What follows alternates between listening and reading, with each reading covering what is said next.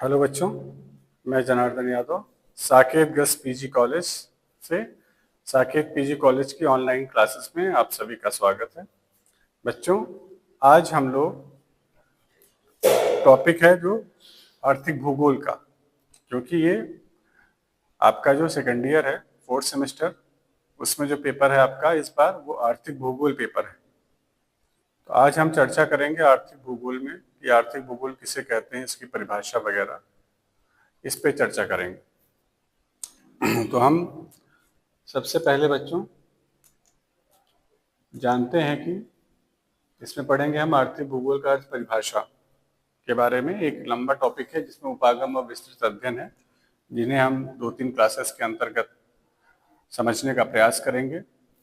और सबसे पहले हम जानते हैं कि आर्थिक भूगोल का अर्थ क्या होता है। तो आर्थिक बच्चों, जैसा कि नाम से स्पष्ट आर्थिक, तो अर्थ हिंदी में एक शब्दावली होती है अर्थ। अर्थ का मतलब होता है धन। तो इस तरह आर्थिक का क्या मतलब हुआ? आर्थिक का मतलब हुआ धन से संबंधित। आर्थिक का मतलब होता है धन से संबंधित। तो धन से जो भी चीजें संबंधित होती हैं बच्चों, उसे हम लोग आर्थिक कहते हैं। जैसे हमने एक विषय का नाम सुना होगा अर्थशास्त्र, जिसे इंग्लिश में हम इकोनॉमिक्स के नाम से जानते हैं। तो अर्थशास्त्र कौन सा विषय होता है? जो धन से संबंधित या धन की व्यवस्था का अध्ययन करता है, उस विषय को अर्थशास्त्र कहते हैं। तो आर्थिक का मतलब यहाँ पे हुआ धन से संबंधित। भूगोल यानी ये मानव भूगोल की शाखा है। किसकी शाखा है? मानव भूगोल की शाखा है। जैसा कि दिया गया है, आर्थिक भूगोल भूगोल की वह शाखा है जिसमें मानव की आर्थिक गतिविधियों और जैसे कृषि, उद्योग, व्यापार, परिवहन आदि का पृथ्वी की सतह पर वितरण एवं संगठन का अध्ययन किया जाता है। तो यहाँ जरा एक चीज क्लियर कर लिए कि आर्थिक भूगोल भूगोल की वह शाखा है। तो इसे हम चाहे भूगोल की शाखा कह लें बच्चों, तो भूगोल की शाखा तो ऑलरेडी है ही। लेकिन सामान्यतः आपने पढ़ा होगा भूगोल की 2 प्रमुख शाखाएं होती हैं। एक को कहते हैं भौतिक भूगोल और एक को कहते हैं मानव भूगोल। तो जो आर्थिक भूगोल है ये वास्तव में मानव भूगोल की शाखा है। तो इसमें हम मानव की आर्थिक गतिविधियों जैसे कृषि, उद्योग, व्यापार, परिवहन आदि का अध्ययन करते हैं। एक सामान्य से इसका अर्थ जो है सामान्य सा कि इसके बारे में जो बात हुई है, तो कृषि का, उद्योग का, व्यापार का, परिवहन आदि का। तो कृषि से हमें धन की प्राप्ति होती है, उद्योगों से हमें धन की प्राप्ति होती है, व्यापार से हमें धन की प्राप्ति होती है, परिवहन से हमें धन की प्राप्ति होती है। तो हम इसीलिए आर्थिक गतिविधियों का, गतिविधियां मतलब कार्य, आर्थिक क्रियाओं का अध्ययन करते हैं। तो आर्थिक भूगोल मानव भूगोल की वह शाखा है जिसमें हम क्या करते हैं? मानव की आर्थिक क्रियाओं का अध्ययन करते हैं। मानव की आर्थिक क्रियाओं का अध्ययन किया जाता है, यानी उन क्रियाओं का जो धन उत्पादित करती हैं, उन क्रियाओं का, उन गतिविधियों का अध्ययन किया जाता है। एग्जाम्पल भी बता दिया गया, खेती करना, उद्योग करना, व्यापार करना, ठीक है, यानी फैक्ट्री लगाना, व्यापार करना, परिवहन आदि करना, या शिक्षा है, स्वास्थ्य है, चिकित्सा है, ये सारे कार्य जो होते हैं। आगे कह रहे हैं कि पृथ्वी की सतह पर उनका वितरण कैसा है, उनका संगठन कैसा बना हुआ है, इसका हम क्या करते हैं? अध्ययन करते हैं। तो मानव की सभी आर्थिक गतिविधियां और पृथ्वी के धरातल पर उनका जो वितरण दिया गया है, उनके बारे में हम आर्थिक भूगोल में पढ़ते हैं। तो भूगोल की या मानव भूगोल की वह शाखा जिसमें हम मानव की आर्थिक क्रियाकलापों का अध्ययन करते हैं, उन आर्थिक क्रियाकलापों का पृथ्वी पर वितरण कैसा हुआ है इनका अध्ययन करते हैं, उनका पृथ्वी पर समूहन कैसा हुआ है इनका अध्ययन करते हैं, उस शाखा को हम क्या कहते हैं? आर्थिक भूगोल कहते हैं। ठीक है बच्चों, अब जो ये आर्थिक भूगोल की शाखा है बच्चों, तो आर्थिक भूगोल शाखा का जो प्रारंभ है, या ये कह लीजिए कि आर्थिक भूगोल का जनक एक विद्वान थे जिनका नाम था जॉर्ज चिशोल्म। क्या नाम था बच्चों? जॉर्ज चिशोल्म नाम था इनका। तो आर्थिक भूगोल का जनक माना जाता है, ठीक है। और आर्थिक भूगोल का जनक इनको इसलिए माना जाता है क्योंकि उन्होंने एक पुस्तक लिखी थी 1889 में, handbook of commercial geography. Handbook of commercial geography, ये जॉर्ज चिशोल्म की बुक है, इन्होंने लिखी थी। और इस किताब में इन्होंने मानव की आर्थिक क्रियाओं का विशद विवेचन किया और उनके पृथ्वी पर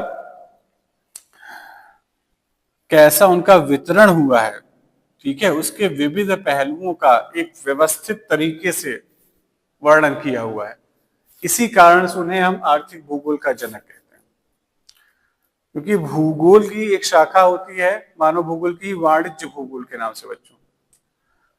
वाणिज्य भूगोल के अंतर्गत हम आर्थिक क्रियाओं का अध्ययन किया करते थे। जॉर्ज चिशोल में ही पहले व्यक्ति थे जिन्होंने उन आर्थिक क्रियाओं को अलग से विस्तृत विवेचन किया, इसीलिए इन्हें उसका क्या कहा जाता है, जनक। वरना आर्थिक भूगोल के अंतर्गत जो चीजें आज हम अध्ययन कर रहे हैं ये सब वाणिज्य भूगोल का अंग माना जाता था और उसके अंतर्गत इसको पढ़ा जाता था। इन्होंने एक नई शाखा की शुरुआत बताई कि हाँ हो सकती है, तब से जाकर के आर्थिक भूगोल बना और इसीलिए उनको उसका जनक माना जाता है।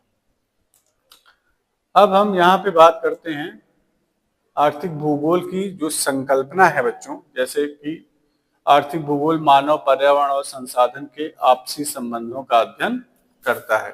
तो मानव, पर्यावरण और संसाधनों के आपसी संबंधों का अध्ययन करता है। ध्यान रखिएगा यहाँ पे, क्योंकि अक्सर हम भूगोल की संकल्पना में ये पढ़ते हैं कि भूगोल वह विषय है जो मानव और पर्यावरण के आपसी संबंधों का अध्ययन करता है, वहां संसाधन की बात नहीं आती है। लेकिन आर्थिक भूगोल में संसाधनों की बात आती है, क्योंकि हमारी जो आर्थिक क्रियाएं होती हैं वो संसाधनों की सहायता से होती हैं, या संसाधनों को प्राप्त करके ही हम आर्थिक क्रियाएं करते हैं। संसाधनों की प्राप्ति के लिए आर्थिक क्रियाएं होती हैं, और संसाधन मिलने के बाद उन संसाधनों से नई चीजें या नई वस्तुएं बनाने के लिए हम आर्थिक क्रियाएं करते हैं।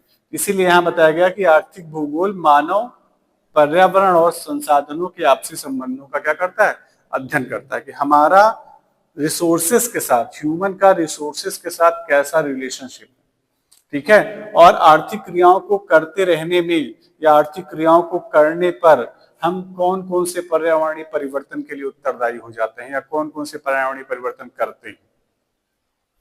क्योंकि एक चीज तो जान लीजिए बच्चों, आर्थिक भूगोल वह शाखा है जिसमें मानव की आर्थिक क्रिया और भौतिक तत्वों का रिलेशनशिप का अध्ययन होता है। तो यहाँ पर इसीलिए पर्यावरण दिया गया है, क्योंकि जब भी हम कोई भी आर्थिक गतिविधि करते हैं तो उससे हमारा पर्यावरण प्रभावित होता है। दूसरी, हमारा जो वातावरण होता है, यानी हम जिस परिवेश में रहते हैं उसी के हिसाब से हम आर्थिक क्रियाएं करते हैं।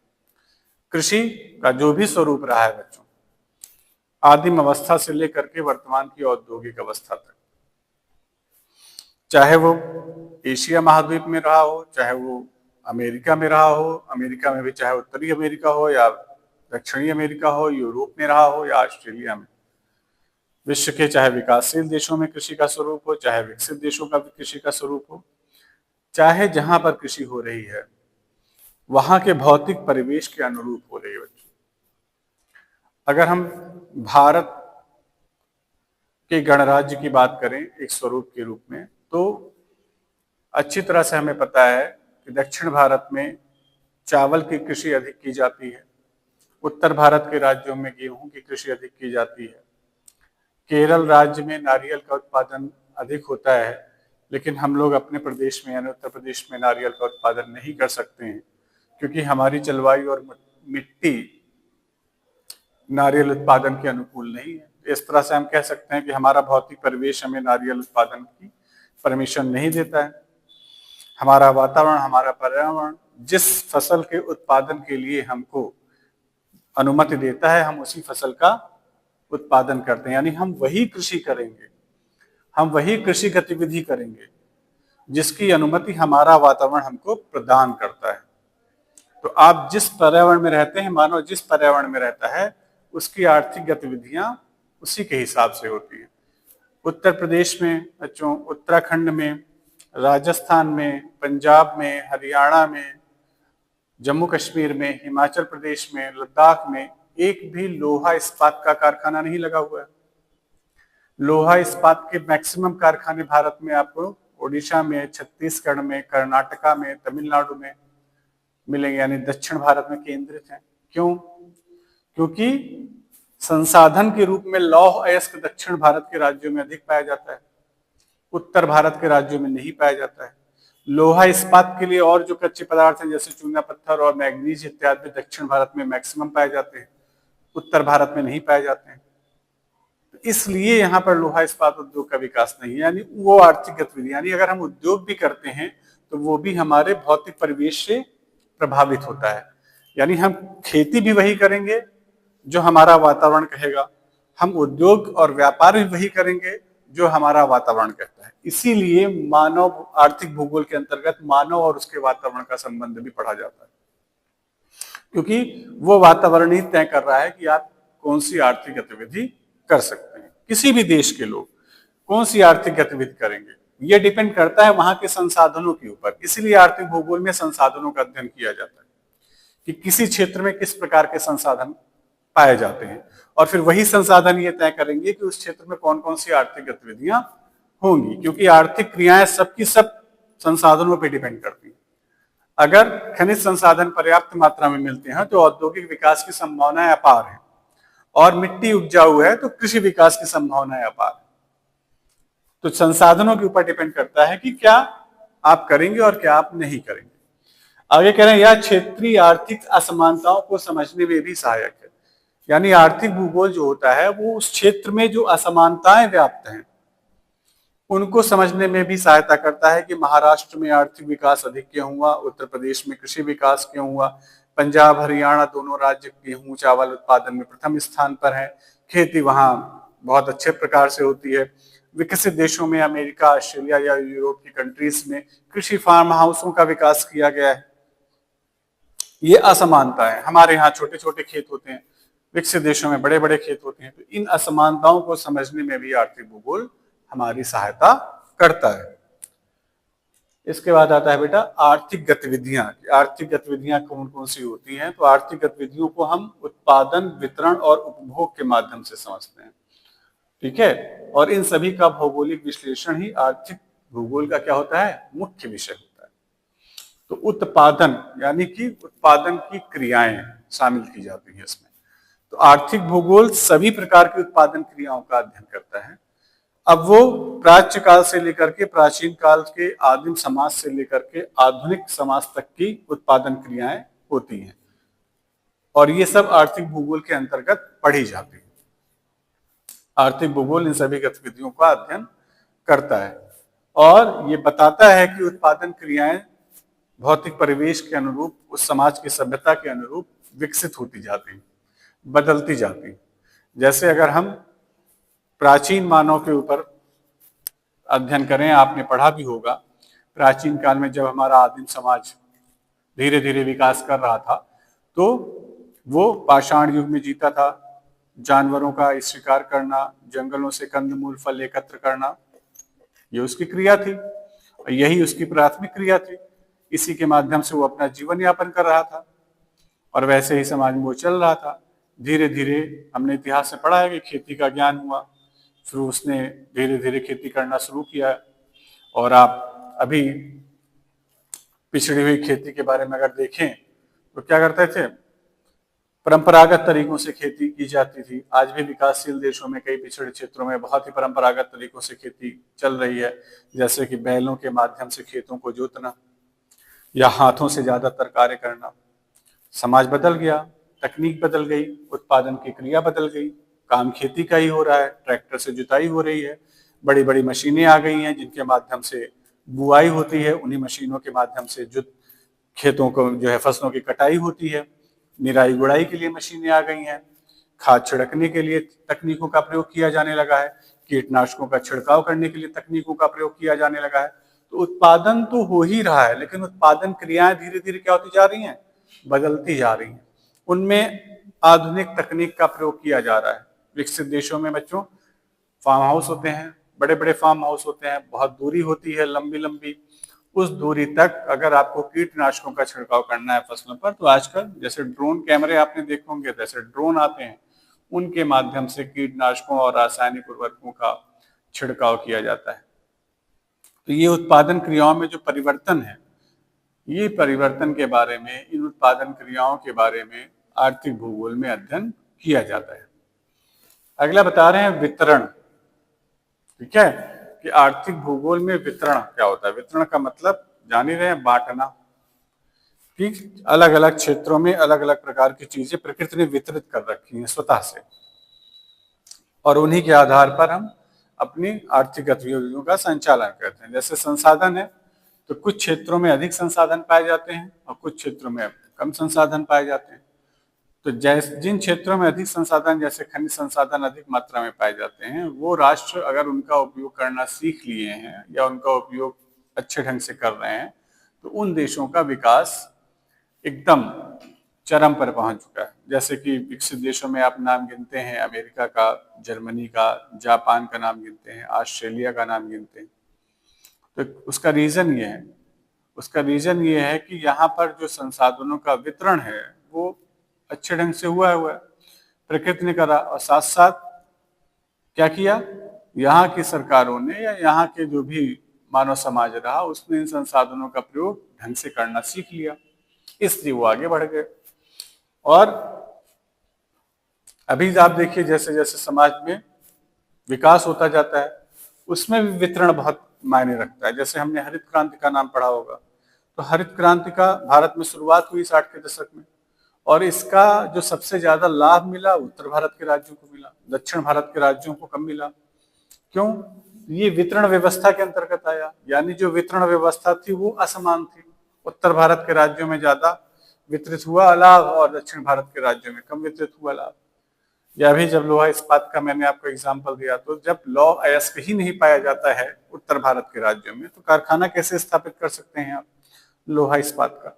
नहीं कर सकते। तो इस तरह से वितरण जो है वो आर्थिक गतिविधियों को क्या करता है, प्रभावित करने वाली क्रिया। अगला है उपभोग। उपभोग भी एक प्रमुख आर्थिक गतिविधि है। जितना भी उत्पादन हो रहा है वो वितरण के माध्यम से उपभोक्ता तक क्या होता है, पहुंचता रहता है। तो उत्पादन की क्रिया वितरण के माध्यम से उपभोक्ता तक पहुंच रही है, जिससे उत्पादित वस्तुओं का क्या हो रहा है, वितरण हो रहा है, उपभोग हो रहा है। वितरण जितना अच्छा होगा उपभोग का स्तर भी क्या होगा, उतना ही अच्छा। यानी अगर प्राकृतिक संसाधन हर जगह होंगे, उत्पादन क्रियाएं हर जगह होंगी, उन क्षेत्रों में उन चीजों का उपभोग बढ़ जाएगा। या उत्पादित वस्तुओं का ही वितरण जितना बेहतर तरीके से सरकारें कर लेंगी या मानव समाज कर लेगा, उसके उपभोग का स्तर भी उतना ही अच्छा होगा। आज हमारे समाज में हम उन चीजों का उपभोग करते हैं जो हमको आसानी से प्राप्त हो रही है, और जो नहीं प्राप्त हो रही उनका हम नहीं प्रयोग कर पा रहे हैं। तो किसी भी समाज के लोगों का जो उपभोग का स्तर है वो निर्भर करता है वहां की उत्पादन क्रियाओं और वहां की वितरण क्रियाओं पर। अगर समाज के सभी लोगों तक सभी चीजें समान मात्रा में सरलता से पहुंच रही हैं, तो ऐसे लोगों का उपभोग स्तर क्या होता है, अधिक होता है। और ये तीनों चीजें प्रभावित करती हैं इसको, विकास के स्तर को, आर्थिक विकास के स्तर को। अर्थात जब उत्पादन अधिक होगा और उनका वितरण अच्छे मात्रा में होगा तो लोगों का उपभोग का स्तर बढ़ जाएगा। उपभोग का मतलब खत्म चीजों को यूज करना। तो जब वो ज्यादा यूज करेंगे तो उसकी डिमांड बढ़ेगी, डिमांड बढ़ेगी तो पुनः उत्पादन ज्यादा बढ़ेगा, उत्पादन बढ़ेगा, फिर वितरण की व्यवस्थाएं आप अच्छे ढंग से कर लेंगे। जैसे अभी के सीजन में या अभी के टाइम पे हम क्या करते हैं, हमारे पास मार्केटिंग की जो कैपेसिटी है, तो मार्केट जाने की जरूरत नहीं पड़ती है। हमारे पास होता है मोबाइल बच्चों, और इसमें आप क्या करते हैं, बहुत से ऐप हैं जिनके माध्यम से हम क्या करते हैं, पूरे विश्व की मार्केट को देख सकते हैं। एक प्लेटफॉर्म पे विभिन्न प्रकार की वैरायटी की वस्तुएं देख सकते हैं। उस प्लेटफॉर्म पे आपने ऑर्डर कर दिया, वितरण व्यवस्था है कि वह वस्तु आपके घर तक पहुंच जा रही है, आपको बाजार जाने की जरूरत नहीं है। इस तरह से आपने उपभोग को क्या कर लिया, बढ़ा लिया। कंज्यूम करना किसके ऊपर डिपेंड कर रहा है, डिस्ट्रीब्यूशन करने पर, यानी कि मार्केट आपके घर तक पहुंच रही है, आपको मार्केट जाने की आवश्यकता नहीं है। आपको मार्केट जाने की आवश्यकता नहीं है, तो ये जो कंज्यूमिंग का सिस्टम है, जैसे पहले नहीं था तो क्या सामान कब आते थे, भाई बाजार जाएंगे तो सामान लेकर के आएंगे, तो सामान की खपत कम से कम रहती थी, खत्म हो गया तो फिर उसके विकल्प के रूप में कुछ चीजें यूज हो रही हैं। ग्रामीण क्षेत्रों में भी यही होता था। आप अपने घर में दादा दादी से, अपने माता पिता से चर्चा करें तो आज भी ग्रामीण क्षेत्रों में साप्ताहिक बाजार और मेले इत्यादि लगा करते थे। इनका काम ही यही था, उत्पादित वस्तुओं का वितरण करना और उपभोक्ताओं को उनकी आवश्यक वस्तुएं प्रदान करना। तो ये लोग उत्पादित वस्तुओं का वितरण करते थे और उपभोक्ताओं तक उन वस्तुओं को पहुंचाते थे वितरण व्यवस्था में, वही काम आज मार्केटिंग कंपनियां कर रही हैं। और जितनी भी खरीदारी की ऐप हैं उनके जरिए आप, इंटरनेट के जरिए आप सारे सामान खरीद रहे हैं और पूरे विश्व भर में ये चीज़ें फैली हुई हैं। तो हर चीज़ कहीं की भी हो वो आसानी से हम खरीद सकते हैं। हमें बहुत जरूरी नहीं कि दुकान वो हमसे बहुत दूर है या वह वस्तु हमसे ज़्यादा दूर उत्पादित होती है तो हम वहाँ तक पहुँच नहीं सकते हैं। अब तो बड़ा आसान है। तो वितरण व्यवस्था बहुत सुदृढ़ हो चुकी है, इसलिए लोगों के उपभोग का स्तर बदल गया, ज़्यादा से ज़्यादा चीज़ें आपके पास अवेलेबल हो गई हैं, जीवन सरल हो गया। ये आर्थिक विकास है। देखिए जीवन धीरे धीरे सरल होता जा रहा है। क्यों? क्योंकि सुविधाजनक वस्तुएं आपके हाथ में हैं, अवेलेबल हैं, और उत्पादन भी विविध प्रकार से और विविधता पूर्ण है। ठीक है, इसलिए उसकी जो क्या कहते हैं कास्ट है, उसका जो मूल्य है वो भी धीरे धीरे घट रहा है। तो लोगों की पहुंच वहां तक बन रही है। तो आर्थिक भूगोल में इन्हीं गतिविधियों का हम अध्ययन करते हैं और इन सभी का भौगोलिक विश्लेषण आर्थिक भूगोल में किया जाता है। यानी कि पूरे विश्व में ये सभी चीजें कैसे और किस प्रकार से वितरित हैं, कैसे लोगों को प्राप्त हो रही हैं, किस क्षेत्र में ज्यादा मिलती हैं, किस क्षेत्र में कम मिलती हैं, ये सारी चीजें हम बच्चों आर्थिक भूगोल के अंतर्गत अध्ययन करते हैं। तो आज के लिए बच्चों इतना ही रहेगा, और आज के बाद हम लोग जब मिलेंगे तो इसके बारे में और भी कुछ जानेंगे और एक आध परिभाषाएं तब तक मैं आपको यहाँ पे